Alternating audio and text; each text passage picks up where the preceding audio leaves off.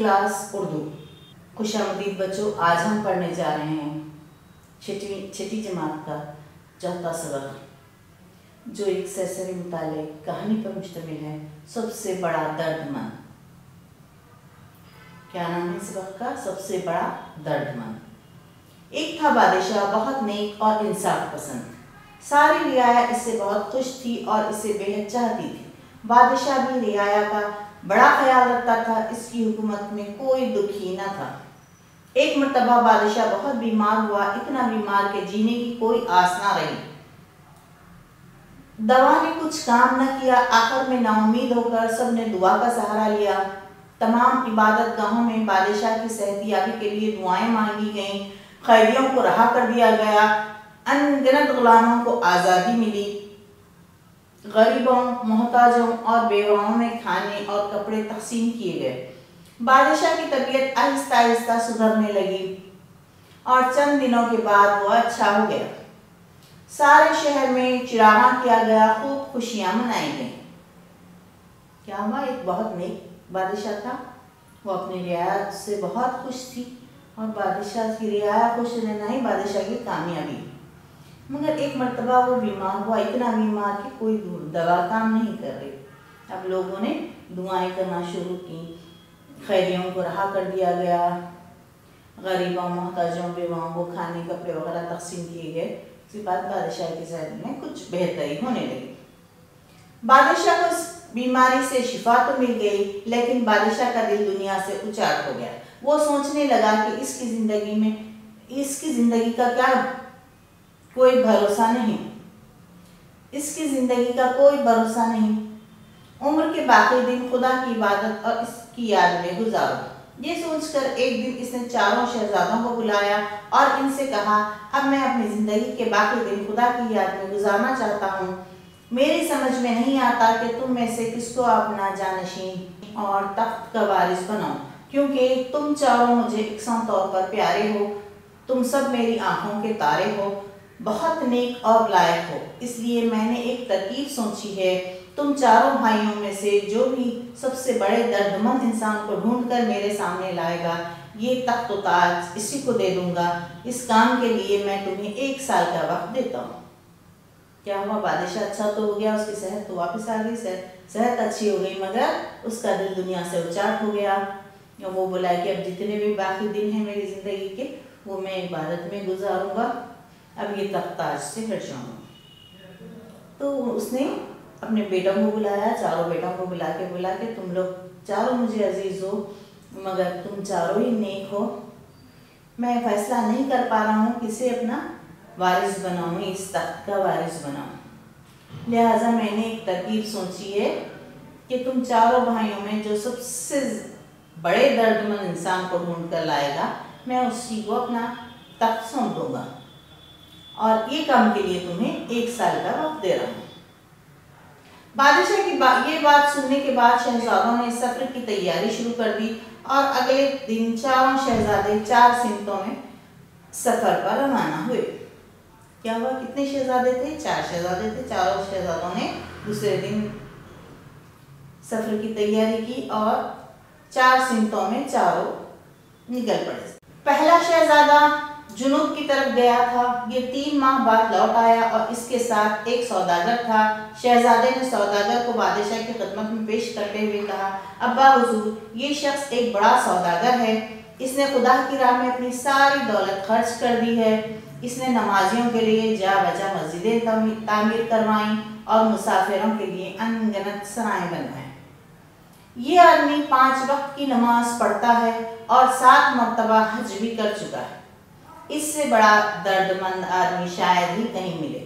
बादशाह ने कहा, ऐसे लोग दुनिया में कम होते हैं। वाकई ये शख्स गनी और खुलूसमंद है, इसको शाही महल में ठहराया जाए। पहला शहजादा जो जुनूब की तरफ गया था, वो एक सौदागर को लेके आया। वो सौदागर बहुत दौलतमंद था, मगर उसने अपनी तमाम दौलत गरीबों पर खर्च कर दी। नमाजियों के लिए जा बजा नमाजें बनवाई और मुसाफिरों के लिए मुसाफिर खाने बनवाए और खुद 5 वक्त की नमाज पाबंदी से पढ़ता और 7 मरतबा हज कर चुका है। تو وہ شہزادہ پہلا شہزادہ یہ بولا کہ یہ اس سے بڑا بھی کوئی درد مند ہو سکتا ہے۔ بادشاہ نے کہا ہاں، ایسے لوگ دنیا میں بہت کم ہوتے ہیں، واقعی یہ شخص غنی اور خلوص مند ہے، اسے شاہی محل میں ٹھہرایا جائے۔ دوسرا شہزادہ شمال کی سمت گیا تھا، وہ 6 ماہ بعد لوٹ آیا، اس کے ساتھ ایک سنجیدہ وہ باوقار آدمی تھا جس کے چہرے پر علم کا نور چمک رہا تھا۔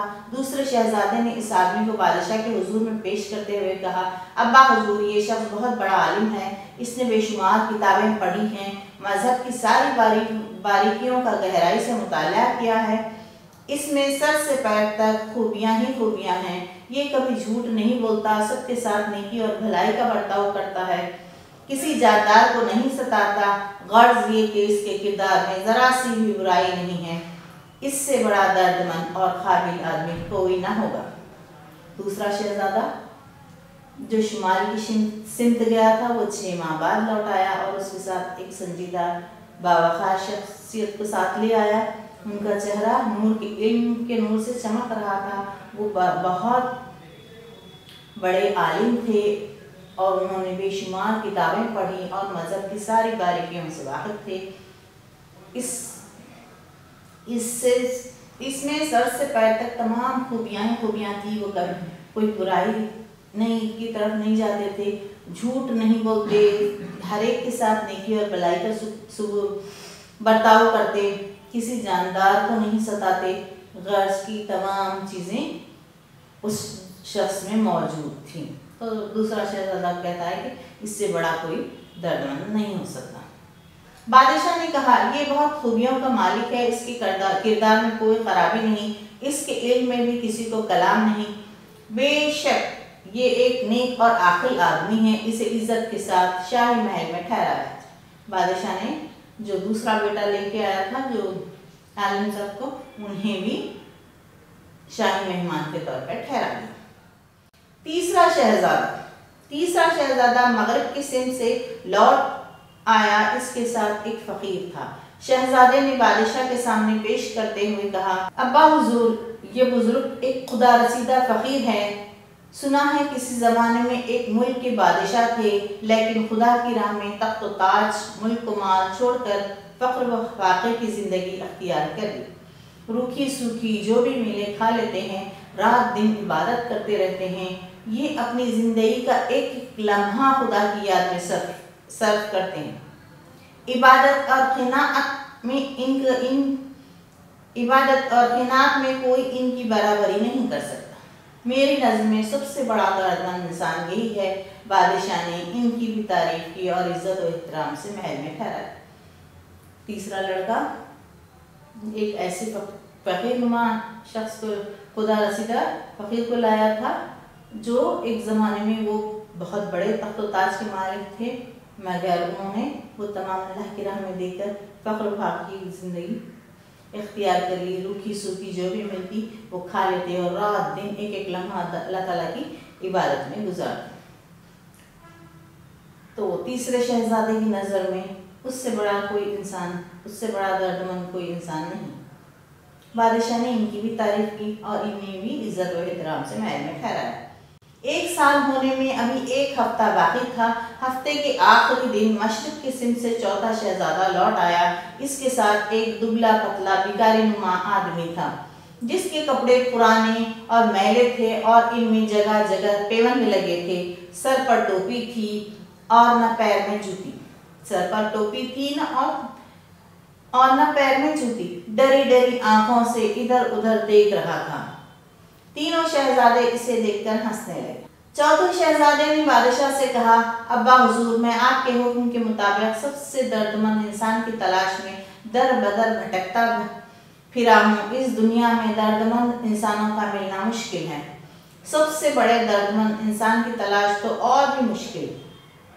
ایک مقام پر شہر کے لوگوں نے کوڑ کے مرض میں مبتلا ایک شخص کو شہر کے باہر لا ڈالا تھا، جہاں پڑے پڑے بھوک اور پیاس کے مارے وہ 1-2 دن میں مر جاتا۔ اتفاق سے اس آدمی کا ادھر سے گزر ہوا، کوڑھی کو اس حال میں پا کر اسے اٹھایا، دلاسا دیا، اس کے زخموں کو صاف کر کے پٹیاں باندھی، शहर जाकर कोढ़ी के लिए दवा और खाने का इंतज़ाम किया।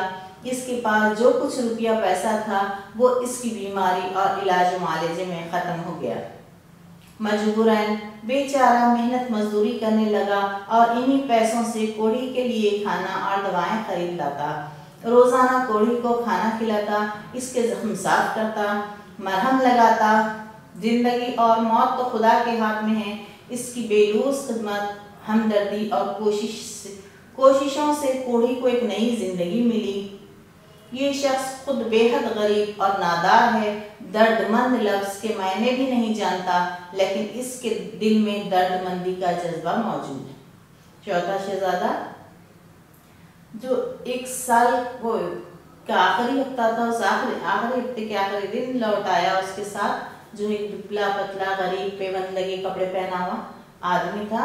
दूसरे तीनों भाइयाँ, तीनों शहजादे उसे देख के हंसने लगे, अरे ये कैसा दर्दमंद है। तब चौथे शहजादे ने उस आदमी की कहानी सुनाई कि ये औसत आदमी था, एक शख्स को कोढ़ हो गया था। कोढ़ की बीमारी की वजह से उसे महल्ले के लोग गांव से बाहर कर दिए थे। वो तड़प तड़प के वहीं पर मर रहा था, एक तो बीमारी और दूसरे दवाएं वगैरह नहीं। तो ये इस शख्स का गुजर वहाँ से हुआ। उसने उस शख्स को दिलासा दिया, उठा के बिठाया, खाना के जो भी हो सकता अपने से किया और खुद जाके शहर से दवाएं खाना वगैरह लाके उस कोढ़ी के मर्ज को खिलाता और उसकी देखभाल करता, उसकी पट्टियाँ बांधता, उसकी खिदमत इलाज मुआलजे पे अपनी ज़िंदगी ख़त्म कर रहा था। और जो कुछ उसके पास पैसे थे वो तमाम कोढ़ी के इलाज में सर्फ हो गए। अब वो खुद रोज़ाना मजदूरी करता है और उसके बाद जाके जो भी पैसे उससे मिलते हैं उससे उस कोढ़ी का इलाज मुआलजा करता है। और मौत और ज़िंदगी तो अल्लाह ताला के हाथ है, मगर उसकी खिदमत से और हमदर्दी वगैरह से कोढ़ी का मर्ज जो मरीज़ था वो अच्छा हो गया। तो अब इससे बढ़ के ये आदमी तो ऐसा है कि इसे दर्दमंद शख्स के मायने भी नहीं मालूम है, मगर वो बेलोस खिदमत कर रहा है। बादशाह ये सुनकर बहुत खुश हुआ और बोला, शाबाश मेरे बच्चे, तुम सबसे बड़े दर्दमंद इंसान को ढूंढ कर लाने में कामयाब हुए। आज से ये तख्त व ताज तुम्हारा। हाँ, तो बच्चों समझ में आ गया लेसन कि जो खुद गरीब है, जिसके पास खुद ही के पास पैसे नहीं है। अमीर आदमी तो अपना पैसा खर्च कर सकता है, आलिम तो अपना इल्म बांट सकता है, मगर वो खुद आदमी जो है गरीब है, उस कमा कर खाता है और उसने एक गरीब जो बेसहारा था उसकी मदद के लिए अपना सब कुछ जुटा दिया और खुद मेहनत मजदूरी करके जो कुछ भी उसे मिलता उसमें उस गैर आदमी के लिए दवा दारू खाने पीने का इंतज़ाम करता और खुद उसकी खिदमत करता है। तो सबसे बड़ा दर्दमंद वही हुआ ना। इसीलिए बादशाह छोटे बेटे से बहुत खुश हुआ और कहा कि शाबाश, तुमने वाकई में सबसे बड़े दर्दमंद को लाया है। आज से ये तख्त व ताज तुम्हारा। तो चौथे बेटे का वो तख्त पर बिठा दिया गया। बादशाह अपनी जगह पर चौथे बेटे को तख्त नशीन कर दिया। ठीक है बच्चों, यहीं पर सबक खत्म होता है। शुक्रिया, अल्लाह हाफिज़।